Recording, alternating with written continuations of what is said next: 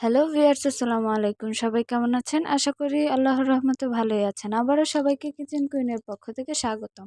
আজকে আমি আপনাদেরকে দেখাবো খুব সহজ একটা রেসিপি, ঝটপট কিভাবে জলপাই আচার বানানো যায় সেটাই। সাধারণত যেকোনো আচার বানাতে আমাদের অনেক ঝামেলা করতে হয়।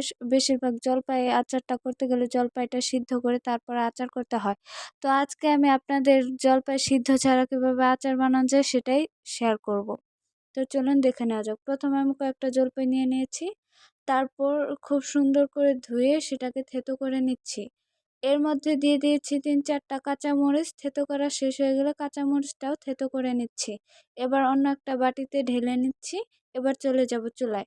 চুলায় আগে থেকে কড়াই বসিয়ে তার মধ্যে পরিমাণ মতো তেলটা দিয়ে গরম করে নিয়েছিলাম। এবার দিয়ে দিব তেজপাতা, এলাচি ফোড়ন দিয়ে খুব সুন্দরভাবে নাড়াচাড়া করে হালকাভাবে একটু ভেজে নেব। এবার দিয়ে দিলাম রসুন কুচি দিয়ে একটু নাড়াচাড়া করে হালকাভাবে ভেজে নিব।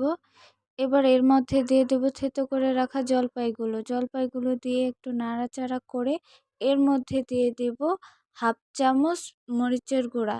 আমি আচারের মধ্যে একটু ঝাল আচারটাই বেশি পছন্দ করি, তাই এখানে আমি ঝালটা একটু বেশি দিয়ে দিয়েছি।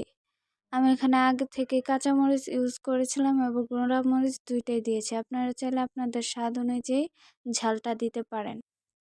এবার এখানে দিয়ে দিব ২ চামচ চিনি এবং ১ চামচ ঝোলা গুড় দিয়ে নাড়াচাড়া করে এবার দিয়ে দিব পরিমাণ মতো লবণ দিয়ে খুব সুন্দর করে আচারটা রেডি করে নেব। আমাদের বাসায় কেউ তেমন একটা আচার পছন্দ করে না, আমি একমাত্র আচারটা একটু পছন্দ করি। তাই আমার যখন আচার খেতে ইচ্ছে করে তখন আমি এইভাবে অল্প একটু আচার বানিয়ে খেয়ে ফেলি। আর এত ঝামেলা না করে আমি এই যে খুব সহজেই আচারটা তৈরি করে ফেললাম, জলপাই সিদ্ধ দেওয়া ছাড়া। আমার এই ভিডিওটা যদি ভালো লেগে থাকে তাহলে লাইক, কমেন্ট, শেয়ার করে পাশে থাকবেন এবং প্রতিদিন সবার আগে ভিডিও পেতে চ্যানেলটি সাবস্ক্রাইব করে দিবেন। আল্লাহ হাফেজ।